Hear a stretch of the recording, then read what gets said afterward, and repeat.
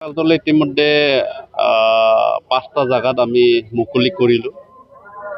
203টা বুট committee আৰু 31টা আমাৰ VCDC আৰু সেই VCDCখিনি আৰু বুট কমিটিখিনি আমি 5টা জায়গাত মানে ভগাইছোঁ। খৈৰাবাৰী, ভেৰগাঁও, খাগ্ৰাবাৰী, ডিমাকুচি আৰু ননাই চেৰফাঙত এটা বাদলাপাৰাত। এই হিচাপে আমি 5টা জোনত আমি ভাগ কৰি পেলাই অহা কাইলৈৰ পিছত অৰ্থাৎ 24 তাৰিখৰ পৰা আমি পূৰ্ণ দমত আমি আমাৰ নিৰ্বাচনী প্ৰচাৰ আমি আৰম্ভ কৰি দিম আৰু আমাৰ প্ৰতিটো বুথত আমাৰ এটা বুথ কমিটি আছে। তথাপিও আমাৰ লিডাৰবিলাকক আমি ভগাই পেলাই আমি কাম কৰিবৰ কাৰণে আমি ইতিমধ্যে সিদ্ধান্ত লৈছোঁ।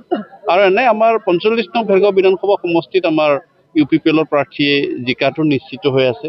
তথাপিও আমি বিপুল ভোটত জিকাবৰ কাৰণে আমি কামবিলাক কৰি আছোঁ। 9 এপ্ৰিলত হ'বলগীয়া নিৰ্বাচনত আমি দলে বলে সকলোৱে ভালকৈ নিৰ্বাচনত অংশগ্ৰহণ কৰিব পাৰিম আৰু মোক মানে তেওঁলোকে জিকাই দিব পাৰিব।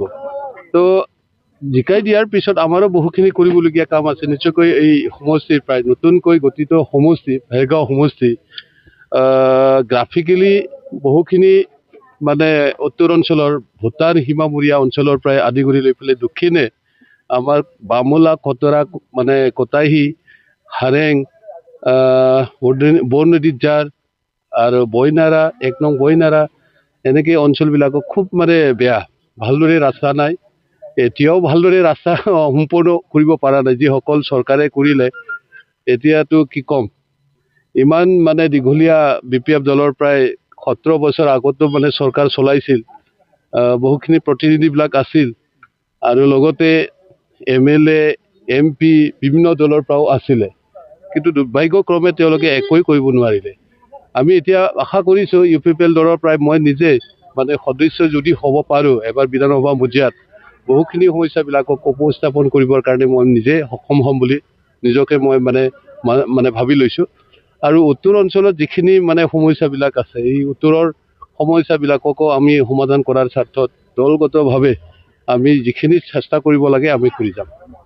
আমাৰ নমিনেশ্যন ফাইল কৰিব আমাৰ সমষ্টিবাসীয়ে যাব, তাতে বহুখিনি কাৰ্যকৰ্তা বা শুভাকাংক্ষীসকলেও আমাক সহযোগ কৰিব। আমি দলি বলি তাতে গৈ পেলাই ধুনীয়াকৈ নমিনেশ্যন ফাইলটো কৰিম আৰু অহা পৰহি স্ক্ৰুটিনি হ'ব। স্ক্ৰুটিনি হোৱাৰ পিছতে মই ফাইনেল নিজে মানে কেণ্ডিডেট লাভ কৰিব পাৰিম। কেণ্ডিডেট লাভ কৰাৰ পিছতহে আমাৰ আচল যুদ্ধটো হ'ব।